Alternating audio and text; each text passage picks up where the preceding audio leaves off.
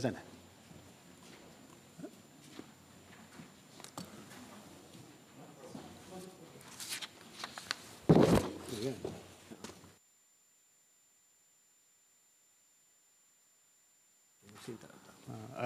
Mandangkan Tuan Haji Hussein tak ada di sini, saya jemput Datuk Kesar Badas. Terima kasih yang Timbalan yang dipertua. Seksyen 36 subsection 2 kurungan E Akta Makanan 1983 ini memperuntukkan dengan jelas larangan penjualan rokok kepada individu di bawah umur 18 tahun. Dengan kata lain, mana-mana peniaga tidak kira pasar raya, kedai runcit maupun kedai serba aneka seperti 7-Eleven dilarang menjual apa-apa produk tembakau kepada pelajar sekolah di negara ini. Realiti secara logiknya, tabiat merokok mereka sudah mula wujud sejak 1 hingga 3 tahun. Selepas itu lagi di perkara tersebut telah mendatangkan rasa ketagih dan dalam diri mereka. Realiti tersebut menjelaskan kepada kita beberapa perkara. Pertama, budaya merokok serta simptom ketagihan merokok dalam kalangan pelajar sekolah tidak diberi perhatian secara serius oleh pihak sekolah, ibu bapa maupun masyarakat sekitar. Kedua, tahap penguasaan tersebut premis atau kedai yang menjadi selama ini hotspot bagi pelajar untuk membeli rokok amat lemah. Yang ketiga, kelonggaran kuatkuasa kompaun berbayar terhadap perokok yang merokok secara terbuka di kawasan-kawasan larangan merokok. Perbuatan tersebut menjadi pengaruh negatif kepada golongan pelajar kerana ia secara psikologinya boleh menimbulkan keinginan tersembunyi atau silent desire dengan izin mereka untuk merokok. Program pemulihan atau intervensi tersebut merupakan satu inisiatif nasional yang sewajarnya diteruskan sehingga hari ini. Tentang program kotak KOTAK, program telah menjadikan sebagai petunjuk prestasi atau KPI bagi pengarah bahagian penjagaan kesihatan pergigian, pengarah kesihatan negeri dan timbalan pengarah kesihatan negeri di seluruh negara. Sekiranya program kotak ini tidak diteruskan oleh kerajaan hari ini, ia merupakan satu kerugian besar kepada negara kerana ia boleh menjadikan sebagai platform nasional yang terbaik bagi membanteras gejala merokok dalam kalangan pelajar sekolah. Saya kurang pasti adakah program kotak masih diteruskan selepas perubahan tampuk Kerajaan Persekutuan pada 2021. Pemohon penjelasan Yang Berhormat Menteri. Datuk Seri Yang Dipertua, gejala merokok dalam kalangan pelajar sekolah boleh dibendung secara progresif sekiranya orang awam, khususnya golongan penjual boleh menggalas tanggungjawab sivik secara bersama untuk menegur serta melarang mereka dengan tegas daripada membeli rokok. Malangnya, ada sebahagian golongan penjual yang tidak bertanggungjawab yang sewenang-wenangnya menjual rokok kepada pelajar sekolah yang berpakaian sekolah. Fakta yang kita tidak boleh nafikan adalah masih banyak premis atau kedai yang menjual rokok tidak mempamerkan tanda larangan membeli rokok bagi individu di bawah umur seperti yang digariskan dalam Peraturan 14 Peraturan Kawalan Hasil Tembakau 2004. Hakikat tersebut turut diakui sendiri oleh Persatuan Pengguna Pulau Pinang. Persatuan tersebut mendapati bahawa masalah ketagihan vape dalam kalangan pelajar sekolah menyebabkan mereka boros dalam berbelanja hanya semata-mata untuk membeli perisai vape. CAP juga telah membangkitkan satu persoalan besar untuk kita fikirkan bersama bagaimana pelajar sekolah seawal umur 14 tahun boleh membeli rokok dengan mudah dari kedai. Adakah golongan peniaga masih tidak peka terhadap undang-undang larangan menjual rokok kepada individu bawah umur? Atau KKM sendiri tidak ambil serius berkenaan soal penguatkuasaan fizikal? Berhubung dengan perkara tersebut, saya ingin mendapatkan penjelasan yang jujur daripada Yang Berhormat Menteri berkenaan dengan 3 perkara. Pertama, menerusi kuat kuasa Seksyen 36 Akta Makanan serta Peraturan Kawalan Hasil Tembakau 2004, apakah bentuk pemantauan fizikal atau tindakan yang telah dilaksanakan sepanjang tahun ini terhadap premis-premis jualan yang pernah dilaporkan menjual rokok kepada pelajar sekolah. Kedua, berapakah jumlah serta nilai kompaun atau denda berbayar yang telah dikeluarkan kepada premis-premis niaga sepanjang tahun 2020 hingga September tahun ini. Bagi kesalahan yang disebut dalam Seksyen 36 Subseksyen 2(E), berapakah jumlah pesalah yang telah dihadapkan ke peringkat pendakwaan di mahkamah? Ketiga, apakah usaha bersepadu yang telah dipergiatkan di seluruh negara pada tahun ini antara KKM dengan pihak Kementerian Pendidikan dalam membendung kegiatan merokok dalam kalangan pelajar sekolah, khususnya pelajar sekolah rendah? Datuk Seri Yang di-Pertua, sekian sahaja ucapan perbahasan saya. Saya mohon menyokong. Sekian, terima kasih. Terima kasih. Maka tamatlah sesi perbahasan kita. Sekarang saya jemput Wakil Menteri Kesihatan untuk menjawab.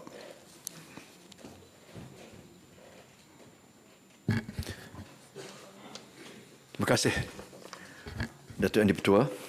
Assalamualaikum warahmatullahi wabarakatuh. Salam sejahtera, salam madani. Datuk Yang di-Pertua, pertama-tamanya izinkan saya mengucapkan ribuan terima kasih kepada kesemua 8 orang ahli yang berhormat yang telah membahaskan RUU ini yang telah diluluskan di Dewan Rakyat pada 30 November 2023 yang lalu. Sebagaimana pembentangan saya dalam bacaan kedua Rang Undang-Undang RUU Makanan Pindaan DR 26 Palang 2023, pindaan yang dibuat pada Akta Makanan 1983 adalah susulan kelulusan Rang Undang-Undang Kawalan Produk Merokok Demi Kesihatan Awam 2023 di Dewan sebentar tadi, yang merupakan pindaan berbangkit ataupun consequential amendments dengan izin. Ahli-ahli Parlimen yang berhormat yang telah membahaskan RUU ini termasuklah YB Senator Datuk Johannes Abdul Aziz, YB Senator Datuk Dr. Hajah Wan Martina binti Wan Yusof, YB Senator Datuk Seri Dr. Mujahid Yusof, YB Senator Datuk Haji Mustafa Musa, YB Senator Tuan Abu Nisui Anit, YB Senator Datuk Paul Igai, YB Senator Datuk Kesabadas, dan YB terakhirnya YB Senator, tidak dibahaskan. Jadi kita ada 7. 8 saja ya, bukan 9. Hari ini saya akan menggulung dan menyentuh perkara-perkara berkaitan yang terkait pindaan yang perlu dibuat ke atas Akta Makanan 1983. Akta 281 untuk memastikan tiada percanggahan dan pertindihan, pertindihan peruntukan antara kedua-dua perundangan ini. Bagi soalan-soalan lain, saya mohon untuk memberikan jawapan secara bertulis mungkinnya. Datuk Yang di-Pertua, bagi menjawab soalan YB Senator Datuk Johannes Abdul Aziz, saya yang bertanyakan tentang produk makanan menyerupai aktiviti merokok seperti gula-gula getah yang popular satu ketika dahulu dikenali sebagai ghost smoke. Ya. Isu berkaitan penjualan gula-gula berasap bentuk serbuk dinamakan ghost smoke dan lain-lain seumpamanya di pasaran tempatan pernah tular dan diambil tindakan siasatan pada tahun 2019 seperti yang juga disebutkan oleh Senator. Gula-gula tersebut merupakan serbuk putih manis yang disedut melalui straw dan menghasilkan kesan seperti asap rokok apabila dihembus keluar dari mulut. Hasil siasatan mendapati produk tersebut menyalahi peraturan pelabelan di bawah Seksyen 16 Akta Makanan 1983. Hasil analisis juga mendapati produk tersebut tidak mengandungi nikotin dan pemanis tanpa zat. Ya. Produk makanan yang menyerupai produk merokok sememangnya menjadi perhatian pihak KKM. Kawalan berkaitan produk ini seperti gula-gula getah berupa produk merokok telah dimasukkan di dalam di bawah RUU Kawalan Produk Merokok Demi Kesihatan Awam 2023 yang telah dilulus sebentar tadi. Kawalan ini termasuk larangan pengiklanan produk merokok tiruan di bawah Fasal 8 dan penjualan produk merokok tiruan di bawah Pasal 11 RUU ini. Yang berhormat Senator Dr. Hajah Wan Martina Wan Yusof bertanyakan tentang pembungkusan yang menarik perhatian kanak-kanak dan remaja. Adakah akan dikawal di bawah RUU ini?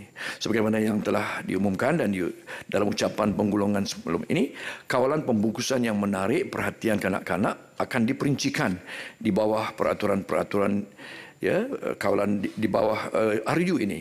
Begitu juga dengan pengandungan semua produk merokok yang akan turut dipantau melalui peraturan-peraturan administratif melalui peraturan pendaftaran produk merokok yang akan disediakan oleh pihak KKM. Yang berhormat Datuk Seri Dr. Mujahid bertanya, kenapa peruntukan generasi GEG menjadi isu Perlembagaan Persekutuan? Untuk perkara ini yang terkait, Datuk Seri Dr. Mujahid, perkara 8 yang dikaitkan Perlembagaan Persekutuan melibatkan diskriminasi telah dibahas sebenarnya dan dibincangkan semasa bacaan kedua di R42-2023 di Dewan Rakyat dan juga di Dewan Negara. Kini di hadapan ahli Dewan Negara, perkara yang dibahaskan adalah berkenaan di R26-2023. Sehubungan itu, KKM mengambil maklum berkaitan pandangan YB Senator Datuk Seri Mujahid yang sebenarnya telah pun saya komentar. Berkaitan soalan yang dibangkitkan oleh YB Senator Datuk Haji Mustafa Musa berkaitan takrifan tembakau dan hasil tembakau dipotong dan dikuatkuasakan di bawah akta baru agar mekanisme dapat diseragamkan untuk tindakan. Oleh itu, sejauh manakah penguatkuasaan akan dilaksanakan bersama agensi berkaitan. KKM akan bekerjasama dengan pelbagai agensi seperti Kementerian Pelaburan, Perdagangan dan Industri, Kementerian Perdagangan Dalam Negeri dan Kos Sara Hidup, Kementerian Perdagangan dan Komoditi, Kementerian Dalam Negeri, Kementerian Pembangunan Kerajaan Tempatan, Jabatan Kastam Diraja, Polis Diraja Malaysia, Lembaga Kenaf dan Tembakau Negara, Suruhanjaya Komunikasi dan Multimedia, Perbadanan Harta Intelek Malaysia, Lembaga Hasil Dalam Negeri, Jabatan Standard Malaysia, Jabatan Kimia Malaysia dan lain-lain. Perkara ini telah pun diperjelaskan dalam ucapan penggulungan saya sebentar tadi. Berkaitan dengan levy ataupun percukaian maksimum bagi mengekang masalah merokok di kalangan remaja, kawalan ini adalah di bawah Jabatan Kastam Diraja di bawah Perintah Duty Excise 1976 Akta 176. Pelaksanaan percukaian di bawah Perintah Duty Excise 1976 ini adalah selari dengan Artikel 6 WHO Framework Convention for Tobacco Control, iaitu Price and Tax Measures to Reduce the Demand for Tobacco. Dengan mengenakan cukai, satu peruntukan untuk menaikkan harga jualan runcit dapat dilakukan supaya kadar kemampuan, affordability, menjadikan mereka tidak mampu untuk membeli produk-produk merokok yang akan dapat membelikan produk merokok dapat dikurangkan to minimize purchase. Wabi Senator Tuan Abun Su Anyit bertanyakan bagaimana penguatkuasaan ke atas makanan yang terdapat dalam bungkusan mainan termasuk isu kawalan terhadap tarikh luput makanan. Perkara ini dikawal di bawah Peraturan 36 di bawah Peraturan-Peraturan Makanan 1985 di mana tidak membenarkan apa-apa mainan dimasukkan dalam bungkusan makanan untuk tujuan jualan. Selain itu, bagi kawalan tarikh luput, Peraturan 14 jadual kelima di bawah Peraturan-Peraturan Makanan 1985 mewajibkan hanya makanan tertentu seperti biskut, roti, jus buahan dan rumusan bayi mempunyai penandaan tarikh luput. Itu untuk pengetahuan Senator.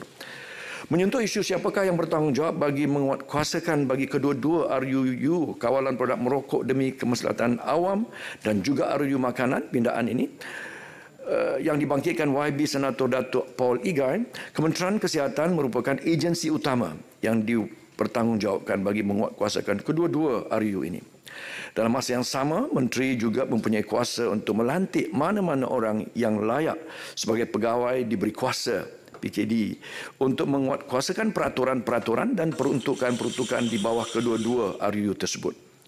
Merujuk kepada soalan seterusnya, iaitu berkaitan kejayaan dan cabaran yang dihadapi dalam aktiviti kawalan tembakau dan produk merokok di negara ini. Pelan Strategik Kebangsaan bagi Kawalan Tembakau 2015-2020 telah berjaya menyelaras aktiviti kawalan dan penjagaan merokok yang mana bukan sahaja menjadi tanggungjawab KKM, juga agensi-agensi lain yang berkaitan. Pelan ini seterusnya ditambah melalui Pelan Strategik Kebangsaan bagi Kawalan Tembakau dan Produk Merokok 2021-2030 dengan meneruskan lagi aktiviti-aktiviti tersebut dan memperkukuhkan lagi strategi-strategi berdasarkan artikel-artikel yang digariskan di bawah WHO Framework Convention for Tobacco Control, WHO FCTC, Datuk Yang Dipertua. Berkaitan dengan soalan punca kejadian keracunan makanan, siapakah barisan hadapan yang memeriksa premis makanan atau restoran, dan adakah wajib KKM, Kementerian Pertanian atau Jabatan Kimia untuk memeriksa kandungan racun pada buah-buahan dan sayur-sayuran? Ya. Antara punca keracunan makanan adalah seperti berikut: bakteria atau racun toksin, bakteria tersebut dan virus, bahan kimia seperti racun serangga dan racun rumpai, logam berat seperti tembakau raksa dan juga pelumbum, tumbuhan dan hasil laut yang beracun seperti kulat, cendawan dan hasil laut bercengkerang seperti kekerang. Pegawai di bawah kuasa yang dilantik di bawah Seksyen 3/2 Akta Makanan 1988, Akta Makanan 1983 untuk memeriksa premis makanan restoran, pegawai-pegawai ini ditempatkan di KKM, pihak berkuasa tempatan, ya, PBT. KKM bertanggungjawab ke atas penguatkuasaan terhadap residu racun perosak seperti dalam jadual ke-16 di bawah Peraturan-Peraturan Makanan 1985. Agensi lain seperti Jabatan Pertanian mengawal kelulusan penggunaan racun perosak dan Jabatan Kimia membantu dalam menjalankan analisis. KKM akan terus bekerjasama dengan Jabatan Pertanian dan Jabatan Kimia bagi memastikan kawalan keselamatan makanan di sepanjang rantaian makanan terjamin, supply chain.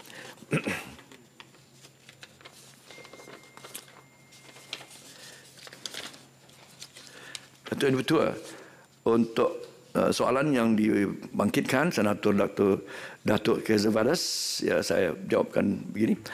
Adakah program kesihatan oral tanpa amalan merokok atau kotak, ya, akan diteruskan?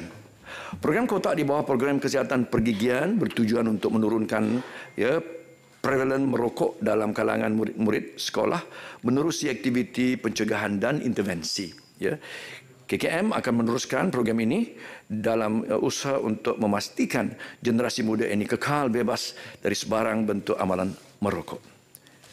Datuk Yang Dipertua, sebagai penutup, sekali lagi saya mengucapkan terima kasih kepada semua ke-8 ahli yang berhormat yang telah berbahas dan telah memberikan pandangan terkait RUU ini. Bagi mengakhiri ucapan penggulungan saya, KKM akan terus memberikan komitmen untuk menguatkuasakan akta ini sebaik sejurus saja ia diluluskan. Saya juga ingin menyeru semua ahli parlimen di Dewan Negara ini untuk memberikan sokongan padu kepada RUU ini. Sekali lagi, Datuk Yang Dipertua, terima kasih. Terima kasih, Wakil Menteri. Ahli yang berhormat, sekarang saya kemukakan masalah kepada majlis untuk diputuskan. Masalahnya adalah bahawa rang undang-undang ini dibacakan kali kedua sekarang. Ahli yang berhormat, yang bersetuju kata bersetuju. Dan yang tidak, lebih suara yang bersetuju. Rang undang-undang ini dibacakan kali kedua sekarang. Rang undang-undang bernama Suatu Akta untuk Meminda Akta Makanan 1983. Majlis dalam jawatankuasa.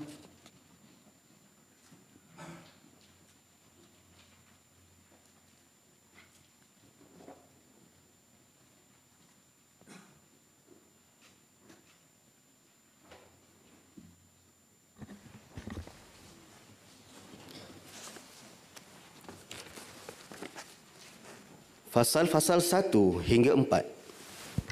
Ada yang nak bahas? Kalau tidak ada, fasal-fasal 1 hingga 4 jadi sebahagian daripada rang undang-undang. Wakil Menteri. Tuan Dipertua, saya mohon mencadangkan rang undang-undang ini dimaklumkan kepada majlis sekarang. Ahli yang berhormat, masalahnya adalah bahawa rang undang-undang ini dimaklumkan kepada majlis sekarang. Ahli-ahli yang bersetuju kata bersetuju. Yang tidak kata tidak. Lebih suara yang bersetuju. Majlis bersidang semula sebagai majlis mesyuarat.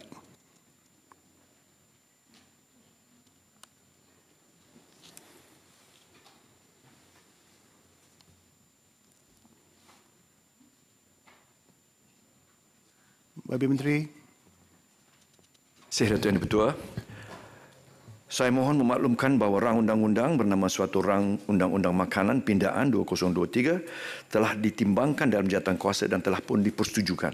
Saya mohon mencadangkan supaya rang undang-undang ini dibacakan kali yang ketiga dan diluluskan sekarang. Ada sesiapa menyokong?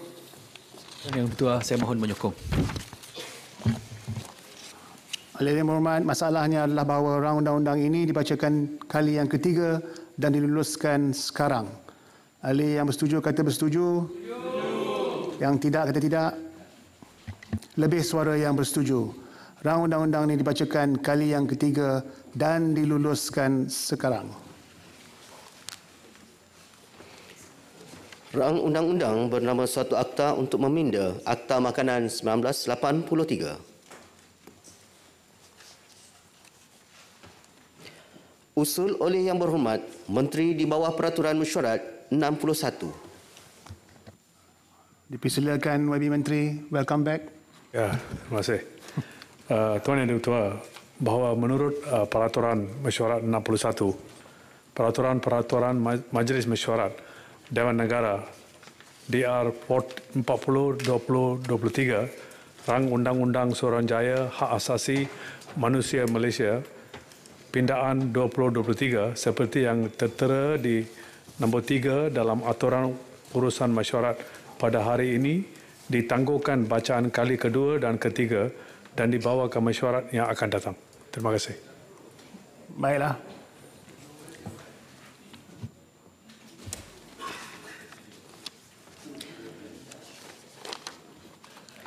Usul oleh Yang Berhormat Menteri di bawah Peraturan Mesyuarat 78/5. YB Menteri. Terima kasih. Tuan Yang Ketua, saya mohon mencadangkan bahawa mengikut Peraturan Mesyuarat 78/5, Peniata Jawatan Kuasa Pemilih Majlis Dewan Negara yang dibentangkan di atas meja mesyuarat di dalam Dewan ini sebagai kertas DN 7 tahun 2023 hendaklah diterima dan dipersetujui. Tuan Yang Ketua, dengan izin, terlebih dahulu saya ingin mengambil kesempatan ini untuk mengucapkan tahniah kepada Dewan Negara di bawah kepimpinan Yang Berhormat Senator Tan Sri Datuk Seri Dr. Haji Wan Junaidi bin Tunku Jaafar selaku Yang di-Pertua Dewan Negara kerana telah mengambil langkah positif dan proaktif dalam usaha untuk memperkukuhkan peranan Dewan Negara dalam institusi Parlimen melalui menubuhkan jawatan kuasa pilihan khas bagi Dewan Negara. Justru, pihak kerajaan menyokong penuh langkah ini melalui usul yang telah dikemukakan. Peniata jawatan kuasa pemilih Majlis Mesyuarat Dewan Negara yang telah dibentangkan di atas meja mesyuarat di dalam Dewan ini sebagai kertas DN 7 tahun 2023 adalah susulan daripada mesyuarat jawatan kuasa pemilih yang telah diadakan pada 20 November 2023 yang mengandungi beberapa syur jawatan kuasa berhubung dengan penubuhan 3 buah jawatan kuasa pilihan khas dikemukakan untuk diterima oleh majlis mesyuarat ini. Tuan Yang di-Pertua, jawatan kuasa pemilih telah bersetuju mensyorkan penubuhan 3 buah jawatan kuasa pilihan khas yang baru seperti berikut. Nombor 1, jawatan kuasa pilihan khas tata kelola integriti dan anti rasuah. Nombor 2, jawatan kuasa pilihan khas semekan undang-undang. Dan ketiga, jawatan kuasa pilihan khas hal ehwal sosial dan masyarakat. Jawatan kuasa pemilih juga bersetuju bahawa terma rujukan bagi jawatan kuasa pilihan khas ini hendaklah mengandungi perkara-perkara seperti berikut. Nombor 1, fungsi. Jawatan kuasa pilihan khas berfungsi mengikut terma rujukan masing-masing yang telah ditetapkan dan secara dasarnya mengkaji atau mengawasi rang undang-undang, legislative oversight dan pertanyaan inquiry tentang apa-apa perkara yang bersabit dengan jawatan kuasa ini. Jawatan kuasa pilihan khas berkuasa untuk memulakan kajian, penelitian, penyiasatan terhadap rang undang-undang, usul, cadangan, petisyen, laporan, dokumen-dokumen lain atau apa-apa perkara yang dilaporkan berkaitan dengan jawatan kuasa ini atau melaksanakan apa-apa perkara yang diserahkan kepadanya oleh menteri atau majlis. Nombor 2, keanggotaan. Jawatan kuasa pilihan khas terdiri daripada 7 orang ahli Dewan Negara yang dinamakan jawatan kuasa pemilih selaras dengan Peraturan Mesyuarat 74/1. Peraturan-peraturan Majlis Mesyuarat Dewan Negara termasuk seorang pengurusi dan timbalan pengurusi jawatan kuasa pemilih juga boleh memilih ahli baru pada bila-bila masa sekiranya berlaku kekosongan. Ketiga, tempoh kuasa. Tempoh perkhidmatan jawatan kuasa pilihan khas berkuat kuasa mulai pada tarikh diluluskan oleh majlis sehingga tamat tempoh Parlimen ke-15 atau sehingga dibubarkan mengikut perintah majlis atau mana-mana terdahulunya. Nombor 4, kuasa memanggil. Peraturan Mesyuarat 75/2, Peraturan-peraturan Majlis Mesyuarat Dewan Negara memperuntungkan kuasa kepada jawatan kuasa pilihan khas untuk memanggil mana-mana orang termasuklah orang yang mempunyai kepakaran dan kemahiran hadir di hadapannya atau meminta dikeluarkan dokumen dari satu masa ke satu masa bagi maksud melaksanakan segala fungsinya. Kelima, penyata. Peraturan Mesyuarat 78.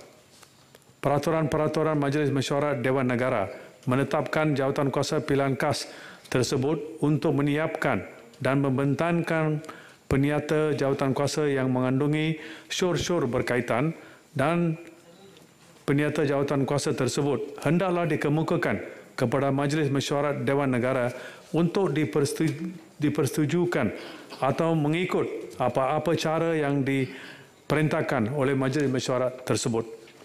Penyata tersebut hendaklah diedarkan kepada pihak-pihak yang berkaitan untuk diteliti dan diambil tindakan terhadap syur-syur yang telah dinyatakan.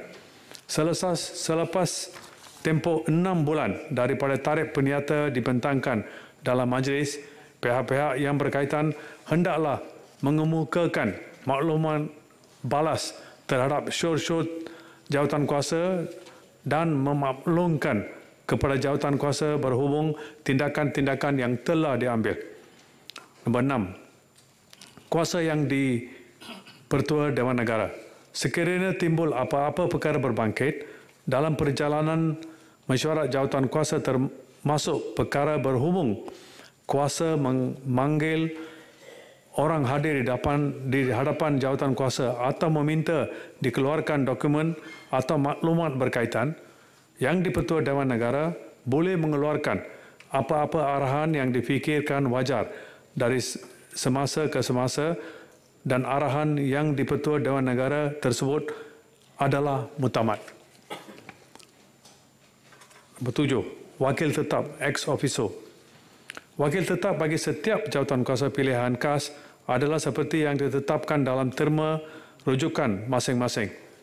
Walau bagaimanapun, mana-mana kementerian atau jabatan dan agensi kerajaan boleh dilantik sebagai wakil tetap dari masa ke semasa bagi sesuatu isu atau perkara yang tertentu. Perincian mengenai 3 buah jawatan kuasa pilihan khas tersebut berserta terma rujukannya adalah seperti di lampiran dalam peniata jawatan kuasa pemilih ini.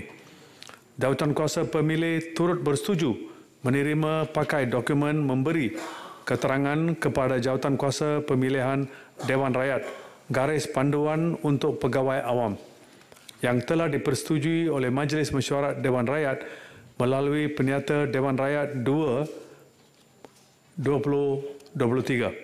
Jawatan kuasa pemilih Dewan Rakyat ke-15 2 tahun 2023 bertarikh 21 Mac 2023 sebagai panduan dan rujukan jawatan kuasa pilihan khas Majlis Mesyuarat Dewan Negara.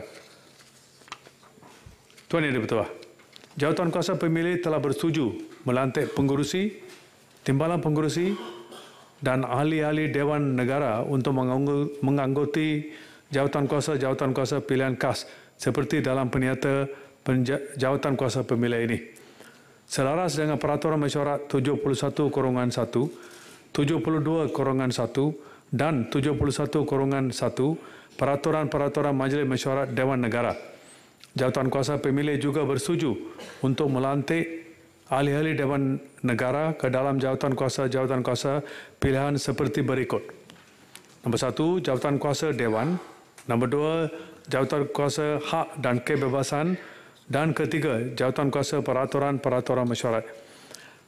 Senarai ahli-ahli Dewan Negara yang dilantik untuk menganggotai jawatan kuasa pemilihan Majlis Mesyuarat Dewan Negara adalah seperti yang dinyatakan dalam jawatan kuasa pemilih ini. Tuan Yang di-Pertuah, saya mohon mencadangkan. Terima kasih. Terima kasih Wakil Menteri. Ada sesiapa yang menyokong?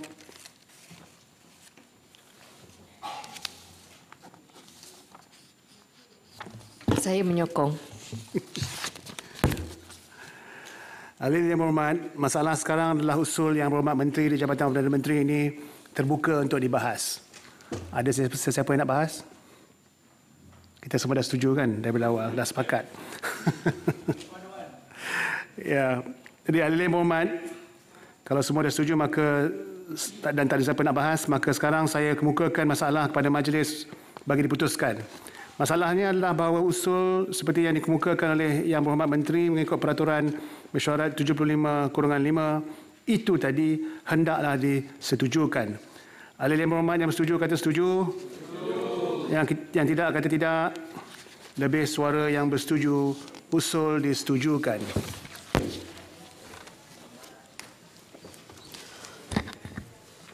Usul oleh Yang Berhormat Menteri Ekonomi berkenaan kertas putih cadangan dasar gaji progresif. Dipersilakan Wakil Menteri. Assalamualaikum warahmatullahi wabarakatuh. Salam sejahtera dan salam Malaysia Madani. Datuk Seri Yang di-Pertua, dengan penuh takzim, saya bersyukur kerana diberi peluang untuk mengemukakan usul kepada Dewan yang mulia ini seperti yang berikut. Bahawa Dewan ini memahami akan perlunya satu dasar untuk mereformasi pasaran kerja melalui kertas putih cadangan dasar gaji progresif agar golongan pekerja mendapat gaji yang lebih tinggi seiring dengan peningkatan produktiviti.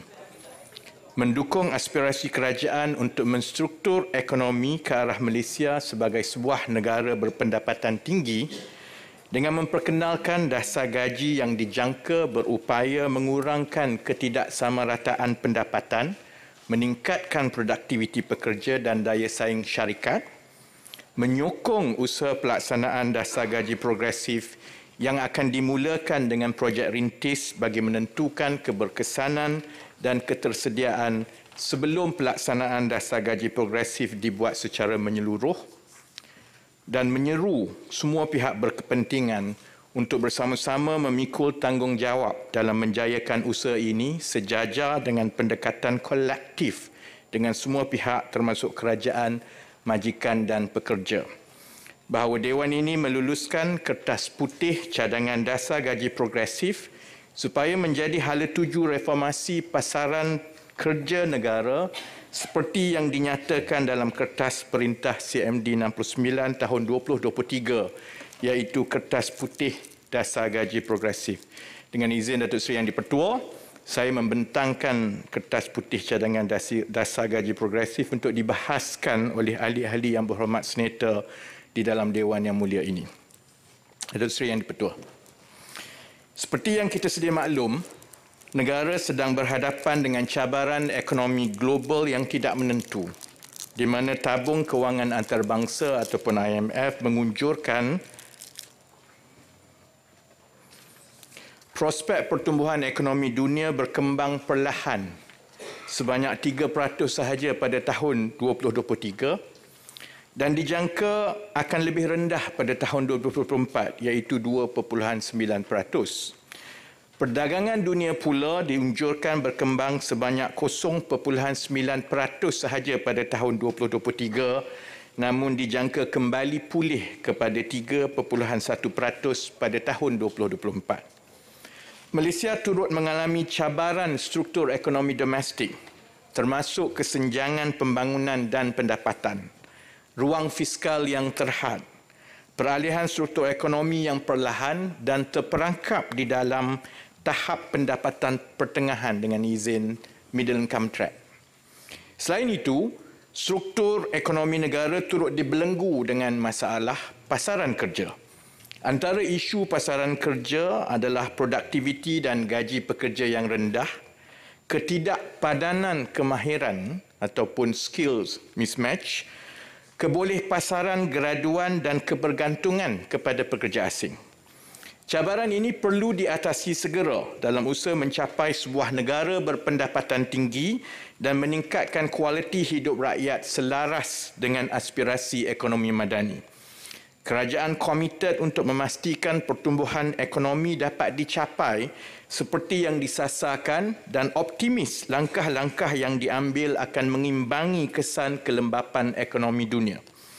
Dalam tempoh rancangan Malaysia ke-12, ekonomi Malaysia dijangka berkembang antara 5% hingga 5.5% mengambil kira cabaran global dan domestik. Selaras dengan agenda untuk menstrukturkan semula ekonomi, kerajaan telah mengenengahkan 17 anjakan besar seperti yang digariskan dalam kajian separuh penggal RMK 12 dengan menumpukan usaha ke arah pembangunan industri dengan pertumbuhan dan nilai yang lebih tinggi atau yang kita panggil High Growth, High Value HGHV serta memberi fokus kepada ketersediaan bakat masa hadapan. Pelan Hala Tuju Peralihan Tenaga Negara atau NETA dan Pelan Induk Perindustrian Baru 2030 NIMP 2030 telah diperkenalkan untuk memacu pertumbuhan baru negara dan menawarkan lebih banyak peluang pekerjaan berkemahiran dan berpendapatan tinggi. Selain daripada itu, kerajaan juga merancang untuk membangunkan zon ekonomi khas di antara Singapura dan Malaysia yang juga bertujuan untuk mewujudkan peluang pekerjaan bernilai tinggi dan memberi manfaat kepada rakyat Malaysia.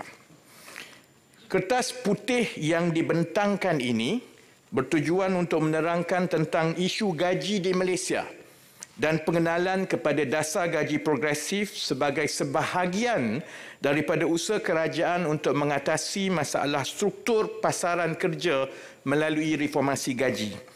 Dokumen ini merangkumi 6 bab yang mengandungi latar belakang dasar gaji, isu dan cabaran serta reformasi gaji yang telah dilaksanakan di Malaysia dan kini sedang berjalan. Selain daripada itu, ia juga merangkumi cadangan model gaji progresif, strategi pelaksanaannya, jangkaan impak serta struktur tabik urus dan garis masa pelaksanaan. Kertas putih ini disediakan dengan mengambil kira input berdasarkan sesi-sesi libat urus dengan pelbagai pihak berkepentingan, merangkumi pelbagai kementerian dan agensi, persatuan majikan dan kesatuan sekerja. Kebanyakan pihak memberi maklum balas yang positif terhadap cadangan model pelaksanaan dasar gaji progresif bagi meningkatkan gaji pekerja. Oleh itu, Datuk Seri Yang di-Pertua, Masalah gaji rendah merupakan isu utama yang dihadapi oleh pekerja di negara kita. Berdasarkan laporan statistik upah pekerja bagi sektor formal, suku pertama tahun 2023, 73.3% daripada 6.5 juta pekerja formal menerima gaji upah kurang daripada RM5,000 sebulan. Hampir 56% pekerja menerima gaji di bawah gaji kehidupan wajar yang ditetapkan oleh Bank Negara pada paras RM3,047 sebulan. Manakala 47% daripada pekerja sektor formal kita menerima gaji di bawah pendapatan garis kemiskinan. Garis kemiskinan RM2,589 sebulan dan 47% sebenarnya menerima gaji lebih rendah daripada itu. Di samping itu, lebih daripada 10% pekerja formal di negara ini menerima gaji di bawah kadar gaji minimum, lebih rendah daripada RM1,500. Sementara itu, laporan gaji dan upah bagi tahun 2022 pula menunjukkan tren pertumbuhan gaji keseluruhan pekerja di Malaysia yang kurang memberangsangkan, dengan kadar pertumbuhan gaji purata penengah bulanan dari tahun 2011 sehingga tahun 2022 hanya mencatatkan pertumbuhan 4.1% sahaja. Berdasarkan laporan statistik Siswazah 2022, satu lagi angka, gaji penengah graduan yang baru memasuki pasaran kerja sebenarnya telah berkurang daripada RM2,066 sebulan pada tahun 2019 kepada hanya RM1,624 sebulan pada tahun 2022. Berdasarkan laporan Bank Dunia, kadar pertumbuhan gaji pekerja dengan kelulusan pendidikan tertiary di Malaysia dalam kumpulan berumur 20 hingga 29 tahun menunjukkan pertumbuhan yang perlahan berbanding dengan kategori umur 30 tahun dan ke atas. Sudahlah gaji permulaan itu rendah, dia tumbuh pula lebih perlahan berbanding dengan kumpulan umur yang lain. Kadar pertumbuhan gaji bagi pekerja dalam kategori umur 20 hingga 29 tahun ini juga tidak jauh berbeza sama ada mempunyai kelulusan tertiary ataupun tidak. Pertumbuhan gaji yang perlahan ini memberi isyarat jika sesuatu tidak dilakukan bahawa kelulusan pendidikan pada peringkat tertiary tidak lagi menjamin gaji yang lebih tinggi. Dengan izin Datuk Seri Yang di-Pertua, it no longer brings wage premium if there is no intervention from the government. Jika dibandingkan pula dengan mereka yang memiliki pendidikan pada peringkat rendah dan menengah yang kebanyakannya dilindungi oleh perintah gaji minimum. Gaji yang rendah telah memberi kesan serius terhadap kehidupan pekerja di negara ini. Dengan sebahagian besar gaji digunakan untuk menampung perbelanjaan asas dan tidak berpeluang untuk membuat sebarang simpanan. Bank Dunia melaporkan bahawa Malaysia adalah antara negara yang mempunyai kadar simpanan isi rumah yang paling rendah di dunia. Hampir separuh daripada jumlah pekerja di negara ini tidak mempunyai daya tahan kewangan, terutamanya pekerja dalam kalangan belia. Sehingga bulan Mac 2023, sebanyak 70.5% daripada 7.2 juta pencarum kumpulan wang simpanan pekerja atau KWSP yang terdiri daripada pekerja sektor formal yang berumur antara 18 hingga 55 tahun sebenarnya tidak mencapai nilai ambang simpanan asas KWSP iaitu sebanyak RM240,000 untuk bersara. Selain itu, simpanan penengah bagi ahli KWSP adalah sebanyak RM890 sahaja. Gaji yang rendah menyebabkan kesenjangan antara golongan berpendapatan tinggi dan rendah. Pekali Gini yang digunakan untuk mengukur kesenjangan pendapatan kekal berada pada tahap sekitar 0.4 sahaja. menunjukkan jurang yang masih besar, menandakan kesukaran bagi rakyat untuk mencapai tahap mobiliti sosial yang lebih baik. Kesannya tidak hanya terbatas kepada aspek ekonomi, tetapi juga mendatangkan masalah sosial dalam kalangan masyarakat. Keadaan ini memerlukan tindakan segera dan terarah untuk memastikan kestabilan ekonomi dan kesejahteraan rakyat. Datuk Seri Yang di-Pertua dan ahli-ahli Dewan yang saya hormati, dalam menangani isu gaji, kerajaan telah memperkenalkan sebenarnya beberapa langkah proaktif, termasuk penguatkuasaan perundangan berkaitan gaji dan upah. Pengenalan Perintah Gaji Minimum sejak tahun 2012 telah berjaya meningkatkan gaji pekerja dalam kategori terendah dan memastikan golongan pekerja dapat menampung keperluan asas diri dan keluarga. Kerajaan juga telah menggalakkan industri untuk menerima pakai sistem upah yang diberi nama Sistem Upah yang Dikaitkan dengan Productivity ataupun PLWS dengan izin Productivity Linked Wage System, bagi menambah baik hubung kait antara upah dan produktiviti pekerja. Hubung kait yang rapat antara upah dan produktiviti memberi insentif kepada pekerja untuk meningkatkan kemahiran dan produktiviti yang sepatutnya meningkatkan upah yang diterima. Pun begitu, kejayaan usaha kerajaan bagi menangani isu gaji sehingga kini saya perlu akui sebenarnya masih lagi terhad. Dasar sedia ada iaitu penetapan gaji minimum dan sistem sukarela tanpa campur tangan kerajaan seperti PLWS belum lagi berjaya meningkatkan tahap gaji pekerja sepenuhnya. Malah telah juga menyebabkan beberapa kesan sampingan negatif kepada sebahagian kategori pekerja. Contohnya, penetapan gaji minimum walaupun telah berjaya menaikkan lantai gaji permulaan, namun ia juga telah menyebabkan satu fenomena yang dipanggil wage compression atau herotan gaji kepada kumpulan-kumpulan tertentu di dalam pekerja. Ini membawa maksud sementara gaji pekerja tidak berkemahiran telah naik mengikut kadar gaji minima, tetapi gaji pekerja berkemahiran dan separuh kemahiran, terutamanya bagi golongan muda dan pertengahan umur, sebenarnya telah menjadi semakin rendah ataupun tidak meningkat. Walaupun PLWS telah dilaksanakan lebih sedekat, ia kurang berkesan untuk menaikkan gaji pekerja apabila kita melihat kepada statistik upah pekerja. Sehingga November 2023, sebanyak 97,799 majikan ataupun 7.9% daripada keseluruhan majikan telah pun melaksanakan PLWS dengan melibatkan 5.96 juta pekerja.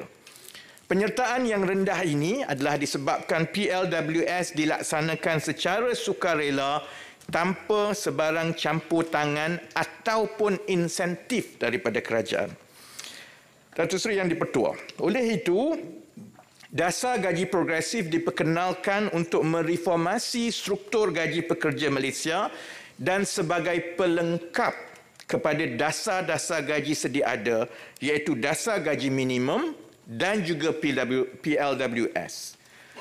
Model dasar gaji progresif yang akan diperkenalkan ini melibatkan peningkatan gaji secara berkala seiring dengan peningkatan produktiviti pekerja.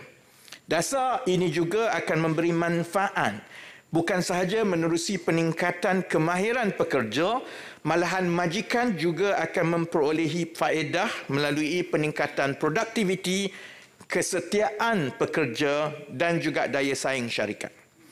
Hasrat utama kerajaan ialah untuk mewujudkan satu pasaran bakat yang lebih rancak, iaitu memastikan majikan menawarkan gaji berdasarkan penetapan gaji progresif mengikut sektor masing-masing untuk menarik minat bakat yang diperlukan di dalam perniagaan mereka. Selain itu, majikan juga akan dinilai dan diberikan penarafan untuk membolehkan syarikat bersaing antara satu sama lain bagi mewujudkan budaya penetapan gaji yang lebih baik, lebih kompetitif dan berjaya menarik bakat yang berkualiti. Dasar gaji progresif akan mempunyai 3 ciri asas, iaitu pertama, pelaksanaannya adalah secara sukarela ataupun voluntary opt-in. Kedua, ia berteraskan insentif melalui peruntukan yang disuntik oleh kerajaan. Dan ketiga, bagi pihak pekerja pula, ia datang dengan tanggungjawab yang terkait dengan produktiviti. Ciri pertama dasar gaji progresif adalah bersifat sukarela tanpa undang-undang baru untuk memastikan ketersediaan dan kemampuan majikan untuk menerima pakai model gaji progresif. Ini akan memberi ruang yang mencukupi kepada syarikat untuk bersiap sedia dan melakukan penyesuaian tanpa tekanan kos yang terlalu besar, terutamanya dalam kalangan perusahaan mikro, kecil dan sederhana yang membentuk 97% daripada majikan di negara ini. Memang salah satu polemik apabila kita bincangkan model gaji ini, dan saya ingat ahli-ahli Dewan yang mulia ini pun akan membawakan perkara ini. Satu pandangan ialah mengapa tidak dilakukan melalui penguatkuasaan undang-undang yang mewajibkan semua seperti mana telah dibuat dengan dasar gaji minimum dahulu. Tapi kita perlu sedar bahawa 97% majikan di negara ini adalah terdiri daripada PMKS. Kalau diwajibkan pelaksanaannya, kerajaan bimbang akan berlaku kesan sampingan yang lain. Contohnya seperti peluang pekerjaan akan menguncuk kerana syarikat tidak mampu membayar gaji ataupun syarikat tidak mampu beroperasi, maka mereka memilih untuk menggaji pekerja secara tidak formal. Dia tak bayar gaji bulanan dan dia tak masuk dalam payroll Datuk Seri Yang di-Pertua. Jadi sebab itu, bila ini berlaku, akhirnya yang dikejar tidak dapat, yang dikendung akan berceceran. Kerana itu akan menyebabkan pekerja-pekerja tidak mendapat perlindungan seperti KWSP, Perkeso dan lain-lain. Oleh itu, setelah perbincangan mendalam dengan semua pihak, dipersetujui bahawa kita perlu mengambil langkah secara sukarela ataupun voluntary opt-in terlebih dahulu. Ciri kedua adalah penyertaan secara sukarela ini akan disokong oleh kerajaan melalui bantuan insentif tunai untuk membantu majikan membiayai sebahagian kos untuk menyertai dasar gaji progresif. Insentif ini diberikan kepada syarikat yang memenuhi syarat dan kriteria untuk tempoh tertentu bagi membolehkan syarikat menyesuaikan pelan perniagaan mereka. Masalah gaji rendah berlarutan adalah kerana seperti yang saya sebut, is a chicken and egg issue. Di pihak majikan, mereka tidak menaikkan gaji kerana bimbang kenaikan kos tidak dapat diimbangi dengan peningkatan pendapatan atau pertumbuhan perniagaan mereka. Manakala di pihak pekerja pula, mereka mengharapkan kenaikan gaji dan berpandangan kenaikan gaji itu akan memberi suntikan motivasi untuk mereka meningkatkan produktiviti dan kemahiran yang seterusnya akan beri nilai tambah kepada syarikat. Jadi kalau kita tunggu majikan dahulu ke, pekerja dahulu ke, sebab itulah masalah gaji kita berlarutan sehingga kita lihat kepada angka-angka yang telah dikeluarkan setakat ini. Maka kerajaan mengambil keputusan untuk memulakan usaha secara makro untuk menaikkan tangga gaji mengikut sektor dan kemahiran dengan sokongan insentif kerajaan bagi tempoh tertentu. Kerajaan menjangkakan tangga gaji akan kekal pada tahap baru kerana sekiranya majikan mengambil keputusan untuk mengurangkan gaji selepas mereka keluar daripada skim dasar gaji progresif ini, mereka akan kehilangan pekerja dalam keadaan tangga gaji ekonomi negara secara umumnya telah meningkat. Kalau contohnya kita telah bayar 2,200, 2,500, pekerja itu pun telah tunjukkan produktiviti. Kalau selepas mereka tidak lagi menerima insentif daripada kerajaan, pilihan yang ada kepada majikan, kalau mereka menukar gaji turun ke bawah, mereka akan hilang pekerja itu. Jadi secara makronya, menyuntik melalui dasar gaji progresif ini akan menaikkan tangga gaji mengikut sektor itu, dan pada pandangan kami ia akan kekal selepas kerajaan menarik ataupun mengurangkan insentif yang diberikan dalam tahun-tahun akan datang. Ini adalah kaedah yang boleh digunakan dengan campur tangan kerajaan untuk tempoh tertentu bagi menaikkan tangga gaji pasaran kerja dalam ekonomi negara supaya berada pada tahap yang lebih tinggi. Datuk Seri Yang Bertua, 5 minit lagi? Boleh. Ini hari terakhir ni kan. Bila hari terakhir perbahasan nak dipendekkan. Selalunya perbahasan nak dipendekkan. Tapi YB minta 5 minit. Bolehlah. Baik, ciri yang ketiga ialah terkait dengan produktiviti bagi pihak pekerja pula. Bermaksud kenaikan gaji di pihak pekerja itu datang dengan tanggungjawab yang perlu dipenuhi oleh pekerja.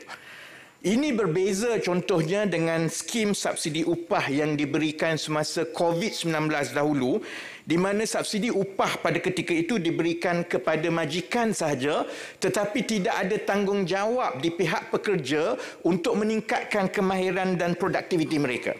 Dalam model gaji progresif ini, penerima gaji progresif iaitu pekerja-pekerja perlulah mematuhi syarat-syarat latihan dan peningkatan kemahiran secara berstruktur. Kalau mereka tak mematuhi keperluan meningkatkan kemahiran ini, walaupun majikan mereka menawarkan gaji progresif, mereka itu akan terkeluar. Dan mereka tak dapat insentif pada gaji yang lebih tinggi itu. Dengan pendekatan ini, kita berharap ia dapat menekankan kesaksamaan dan keadilan di antara majikan dan pekerja melalui konsep timbal balik peningkatan produktiviti dan kenaikan gaji. Konsep ini bertujuan untuk menangani kebimbangan utama pihak majikan, iaitu kenaikan gaji perlu seiring dengan peningkatan tahap kemahiran dan produktiviti pekerja. Syarikat-syarikat yang menyertai dasar gaji progresif ini perlu menghantar pekerja untuk menghadiri latihan dan program-program peningkatan kemahiran secara berstruktur yang akan diiktiraf dan disusun oleh agensi-agensi kerajaan untuk meningkatkan kemahiran dan produktiviti pekerja. Pihak pekerja pula perlu mematuhi syarat-syarat latihan dan penambahbaikan kemahiran yang akan diterjemahkan kepada tenaga kerja yang lebih bermutu dan produktiviti yang lebih tinggi setimpal dengan kenaikan gaji yang diterima. Saya boleh berkongsi dengan ahli Dewan Yang Mulia, hasil sesi libat urus yang dilaksanakan setakat ini mendapati majoriti daripada majikan terpilih bersedia untuk menyertai dasar gaji progresif ini.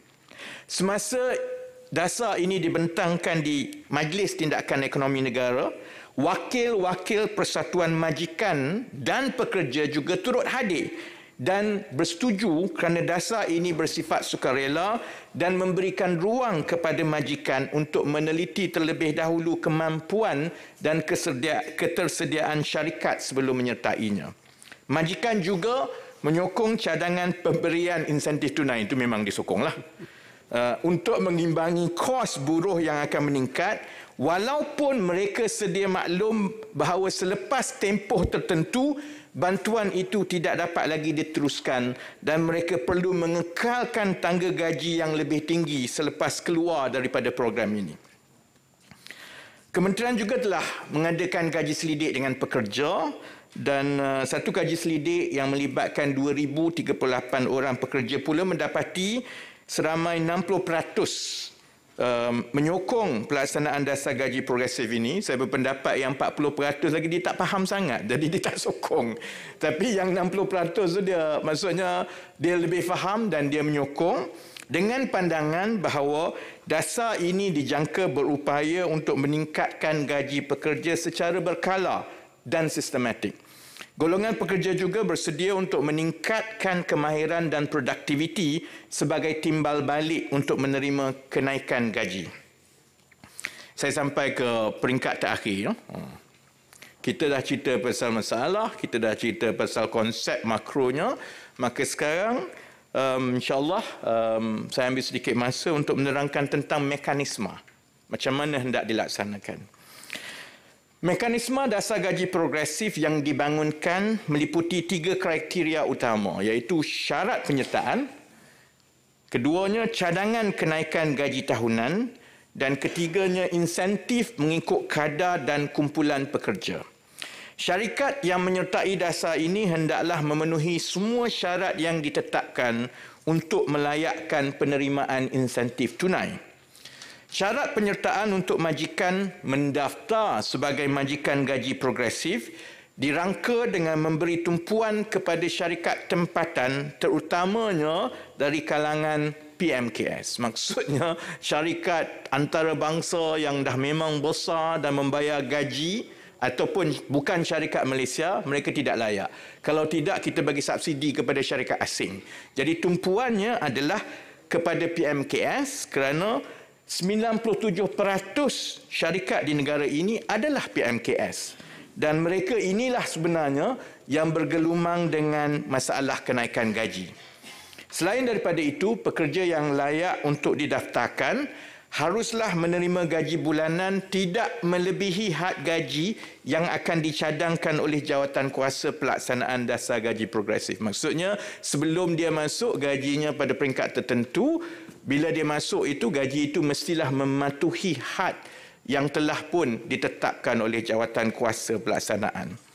Pada tahun pertama pelaksanaan, cadangan had gaji ditetapkan untuk pekerja yang menerima gaji bulanan di bawah RM5,000 dan tidak kurang daripada gaji minimum RM1,500 sebulan yang akan merangkumi 66.6% ataupun seramai 4 juta orang pekerja. Kita tumpu kepada yang dalam gaji RM1,500 ke RM5,000 sebulan kerana itu adalah 67% daripada keseluruhan pekerja formal kita. Had gaji yang ditetapkan ini mampu memberi liputan yang cukup luas untuk pekerja swasta menerima manfaat daripada inisiatif ini kerana kita sedia maklum bagi pekerja sektor awam, kenaikan gaji dan bonus ditentukan oleh kerajaan dan itulah yang diuruskan oleh Yang Amat Berhormat Perdana Menteri sekarang. Panduan kenaikan gaji tahunan akan dicadangkan supaya setiap tahun akan ada panduan gaji tahunan bagi memastikan tahap gaji mengikut sektor dan peringkat. Wakil Menteri, saya lihat kumpulan kertas yang ada tu tebal lagi tu. Jadi Wabil dah minta 5 minit. Sekarang dah tinggal habis 5 minit. Okey. Berapa minit lagi Wabil nak tu? Saya tengok tu mungkin 15 minit lagi tu. Saya minta 2 minit dah. Sebab kita semua nak balik ni dah. Saya ingat dari segi pelaksanaannya tu memang ada di dalam kertas putih. Lepas ni akan ada perbahasan. Akan ada perbahasan. Jadi YB akan boleh ambil masa lebih panjang untuk nak mengulas setiap pertanyaan yang diutarakan. Baik. Jadi mengambil kira nasihat yang baik daripada Datuk Seri yang di-Pertua tadi, saya terus kepada penutup. Baik, saya ingin sampaikan setinggi penghargaan kepada semua, bukan saja pada hari ini, kepada semua yang terlibat dengan kementerian-kementerian, juga kepada ahli Dewan Rakyat sebenarnya, kerana saya tak rasa banyak ketika dalam negara kita yang sesuatu yang dibentangkan dipersetujui sebulat suara oleh kesemua pihak. Jadi saya ingat tak popular kot untuk membangkang untuk tidak menaikkan gaji rakyat. Jadi saya juga ingin merakamkan penghargaan kepada semua ahli Dewan Negara yang akan berbahas selepas ini dan kami alu-alukan segala kerjasama untuk kita berbincang dan saya harap semangat ini kita boleh bawa bukan saja untuk perbahasan pada hari ini tetapi juga untuk memastikan campur tangan ini berjaya untuk mewujudkan satu pasaran kerja yang kompetitif yang boleh menawarkan gaji yang sepadan kepada pekerja. Jadi saya tengah nak skip kepada perenggan yang terakhir ni untuk menutup. Jadi sebagai akhirnya untuk kita memberi ruang kepada perbahasan, saya sekali lagi memohon Ahli Dewan Yang Mulia ini untuk memberikan pertimbangan sewajarnya dan sama-sama meluluskan kertas putih cadangan dasar gaji progresif ini. Inisiatif ini sangat penting dilaksanakan demi menjaga kebajikan rakyat yang terpaksa mengharungi cabaran akibat peningkatan kos sara hidup. Di samping menangani isu kelemahan struktur ekonomi negara yang sekian lama dihadapi, dan Datuk Seri Yang di-Pertua dengan nota itu, saya mohon mencadangkan usul ini. Wabillahi taufiq wal hidayah. Assalamualaikum warahmatullahi wabarakatuh. Jangan takut, Abi. InsyaAllah ada yang semua boleh menyokong selepas perbahasan. Ada siapa yang menyokong? Datuk Seri Yang di-Pertua, saya menyokong sepenuhnya usul kertas putih cadangan dasar gaji progresif yang dibentangkan oleh Yang Berhormat Menteri Ekonomi. Terima kasih. Ahli Yang Berhormat, masalah di hadapan majlis adalah usul yang dibentangkan oleh Yang Berhormat Menteri Ekonomi ini terbuka untuk dibahas. Ahli Yang Berhormat, di hadapan saya ada seramai 12 orang ahli yang hendak berbahas. Maka saya membuat ketetapan bahawa masa yang diberikan adalah 7 minit seorang, tapi adalah fleksibiliti untuk masa kecederaan. Terima kasih. Sekarang ini saya jemput YB Senator Datuk Kesabadas, anak lelaki Acutan Nair. Terima kasih Datuk Seri Yang di-Pertua. Sebagai individu yang bergelar majikan, saya terpaksa terpanggil untuk menyuarakan pandangan saya mengenai penglibatan golongan majikan dalam melaksanakan kenaikan gaji pekerja secara progresif. Seperti Yang Berhormat Menteri sedia maklum, pengendalian sesebuah syarikat bukan sahaja melibatkan sumber manusia, malah ia turut merangkumi operasi yang memerlukan perhatian majikan dalam aspek tanggungan dan komitmen kewangan bulanan. Secara dasarnya, saya bersetuju dengan pelaksanaan gaji progresif sebagai mekanisme untuk meningkatkan pendapatan boleh guna sumber manusia yang juga merupakan golongan pengguna. Senario kos sara hidup yang semakin menekan hari ini memerlukan kerajaan merencana satu dasar terbuka yang holistik yang boleh memacu sektor perniagaan tertentu untuk menghasilkan produktiviti yang lebih berkualiti menerusi sumbangan golongan pekerja yang berkemahiran tinggi. Saya ada 4 perkara saya ingin bangkitkan. Yang pertama ialah peningkatan gaji harus mengambil kira kebolehan potensi ekonomi syarikat. Saya berpendirian bahawa kerajaan menerusi Kementerian Ekonomi sewajarnya mengesyorkan kepada Kementerian Kewangan agar satu peruntukan khas gaji progresif di bawah maksud perbelanjaan mengurus dapat disediakan dalam siri belanjawan yang akan datang.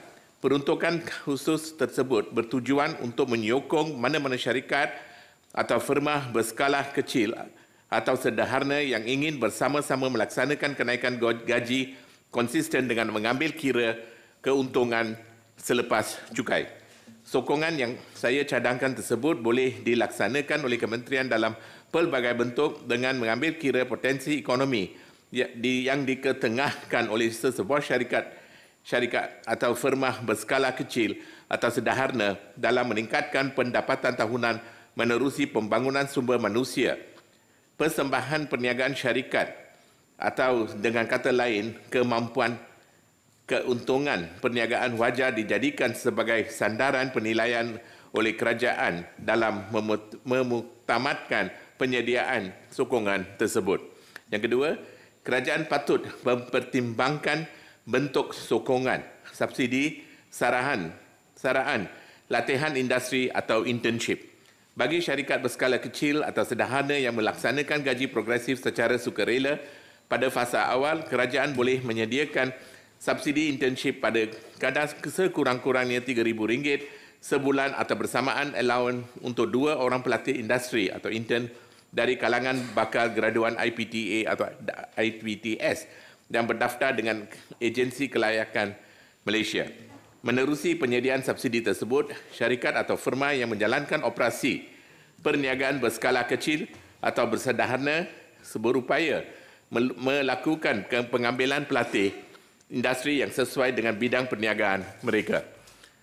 Penyediaan sokongan tersebut boleh mendorong lebih ramai lagi mahasiswa IPTA dan IPTS untuk menimba pengalaman bekerja dengan syarikat atau firma kecil dan sederhana di samping menyumbang idealisme serta pengetahuan mereka kepada produktiviti syarikat atau firma.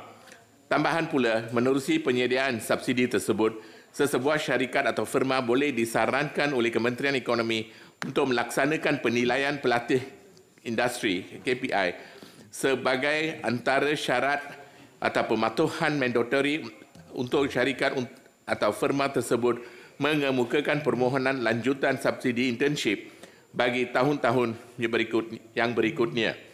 Yang ketiga, bentuk sokongan subsidi gaji bermaruah untuk membolehkan seseorang pelatih industri yang mencapai standard persembahan perniagaan dapat diserap sebagai pekerja. Kementerian Ekonomi juga boleh mempertimbangkan penyediaan apa-apa yang saya boleh panggil sebagai subsidi gaji pemula bermaruah untuk seseorang pelatih industri yang diserap bekerja. Subsidi atau sokongan kewangan tersebut berupaya menggalakkan sesebuah syarikat atau firma berskala kecil atau sederhana untuk melaksanakan pembayaran gaji bermaruah bermula dengan pekerja yang berstatus graduan baru. Pembayaran gaji pemula bermaruah tersebut boleh meningkatkan keyakinan pelatih industri yang untuk terus bekerja di sesebuah syarikat atau firma berskala kecil atau sederhana sekurang-kurangnya untuk tempoh 2 hingga 3 tahun. Tempoh tersebut adalah signifikan untuk sebuah syarikat memanfaatkan bakat serta kualiti yang ada pada graduan itu untuk meningkatkan keupayaan produktiviti seiring dengan kenaikan komitmen kewangan bagi pengajian sumber manusia. Dan Datuk Seri Yang di-Pertua, keempatnya ialah dan akhir sekali fokus menaikkan gaji pekerja berpengalaman untuk memastikan syarikat atau firma berskala kecil atau sederhana dapat kekal beroperasi dengan lestari sumber manusia dalam kategori bekerja berpengalaman seharusnya menikmati kenaikan gaji yang signifikan sebelum bersara. Ia wajar dijadikan sebagai antara penekanan utama dalam pelaksanaan dasar gaji progresif. Kenaikan pendapatan boleh guna sumber manusia dalam segmen tersebut adalah penting kerana sebahagian besar daripada mereka pada hari ini berdepan dengan tanggungan perbelanjaan bulanan yang semakin meningkat dalam keadaan mereka perlu mempersiapkan diri untuk menginjak ke fasa persaraan. Secara realiti, 73.3% atau bersamaan kira-kira 6.54 juta rakyat Malaysia berpendapatan di bawah RM5,000.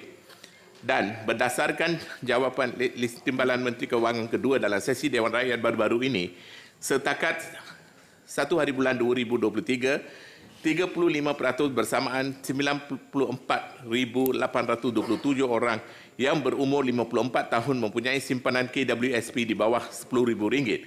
Ia merupakan peratusan tertinggi berbanding peratusan ahli KWSP dalam kategori umur yang sama dengan jumlah simpanan melebihi RM10,000. Lagi 2 minit. Dengan izin. Senario tersebut menggambarkan kepada kita bahawa rata-rata golongan pekerja yang bakal bersara di negara ini masih berdepan dengan masalah gaji tidak bermaruah atau stagnant income. Malah masalahnya tersebut tidak lain dan tidak bukan berpunca daripada keterbatasan kemampuan kewangan golongan majikan. Justru menerusi dasar gaji progresif ini, saya mengharapkan agar Kementerian Ekonomi dapat merangka formula jangka panjang yang boleh menjadikan dasar ini sebagai pendorong untuk sesebuah syarikat atau firma berskala kecil atau sederhana memperkukuh kedudukan perniagaan mereka yang boleh memberi manfaat dalam bentuk kenaikan gaji bulanan pekerja yang sudah lama berkhidmat. Sebagai seorang ahli negara yang saya yakin bahawa jika dasar gaji progresif ini dilaksanakan secara berstruktur menerusi penyediaan pelbagai bentuk sokongan serta dorongan kepada golongan majikan yang menggandikan perniagaan berskala kecil dan sederhana. Aspirasi yang amat berhormat Perdana Menteri untuk menoktahkan kemiskinan tegar akan dapat direalisasikan secara berperingkat. Datuk Seri Yang di-Pertua, sekian sahaja ucapan perbahasan saya bagi Kertas Putih Dasar Gaji Progresif. Secara prinsipnya, saya menyokong dasar ini dengan harapan agar Yang Berhormat Menteri dapat mempertimbangkan setiap cadangan yang saya bangkitkan untuk dilaksanakan secara realiti. Sekian, terima kasih. Terima kasih YB. Sekarang saya jemput YB Senator Dr. Lingishwaran, anak lelaki Datuk Seri R. Harun Islam. Salam sejahtera dan salam Malaysia Madani. Terima kasih Datuk Seri Yang di-Pertua kerana memberi kesempatan untuk saya terlibat dalam perbahasan Kertas Putih Cadangan Gaji Progresif yang cukup penting ini. Datuk Seri Yang di-Pertua, pasaran buruh menghadapi isu kekurangan pekerja berkemahiran manakala bilangan graduan semakin meningkat dari tahun ke tahun. Ini memberi gambaran bahawa kebanyakan pekerja, terutamanya golongan belia, terperangkap dalam pekerjaan yang tidak sepadan dengan kemahiran, overqualification, underemployed kerana keterbatasan penawaran pekerjaan yang sesuai dengan tahap pendidikan yang dimiliki. Berdasarkan statistik guna tenaga suku kedua 2023 oleh Jabatan Perangkan Malaysia, hanya 29.5% daripada jumlah tersebut yang telah berjaya memasuki pasaran pekerjaan berkemahiran, manakala selebihnya akan bekerja di kategori separuh mahir dan juga berkecimpungan dalam sektor informal sebagai pekerja gig. Gaji penegahan medium wage yang dicatatkan di Malaysia adalah sebanyak RM2,424 sebulan pada tahun 2022 berbanding gaji penegah tahap pra pandemik 2019 yang sebanyak RM2,442 yang masih rendah lagi. Gaji benar real wages di Malaysia telah mengalami trend pergerakan yang kekal pada paras yang tidak memberangsangkan. Kadar pertumbuhan purata tahunan gaji benar Malaysia adalah 1.8% berbanding dengan negara jiran kita iaitu Indonesia 2.6%, Vietnam 2.9% dan Thailand 3%. Hampir 56% pekerja menerima upah di bawah gaji kehidupan wajar yang disyorkan oleh Bank Negara Malaysia pada paras RM3,047 sebulan. Manakala 47% menerima gaji di bawah pendapatan garis kemiskinan iaitu RM2,589 sebulan berdasarkan pendapatan garis kemiskinan tahun 2022. Dengan statistik ini, adakah kita memberi gambaran palsu kepada persadaran dunia bahawa kita adalah negara upper middle income group? Pun Menteri jelaskan fenomena ini. Tan Sri Yang di-Pertua, berikut adalah sebab kenapa kerajaan perlu melaksanakan dasar gaji progresif supaya kebajikan dan masa depan pekerja dibela. It's not about the talent. Malaysia has a pay problem. Malaysia tiada masalah kekurangan bakat, tetapi kekurangan mekanisme gaji progresif untuk mengekalkan bakat-bakat kita. Masalah gaji terbantut, stagnant wage, adalah sebab utama kita terperangkap di kitaran ganas ini. Stagnant wages cause good talent to leave and the overflow of good talent hamper the growth in Malaysia which leads to stagnant wages. Datuk Seri Yang di-Pertua, kejayaan dasar gaji progresif di negara lain adalah terbukti. Korea Selatan dan Singapura melaksanakan dasar gaji progresif dengan hasil yang baik.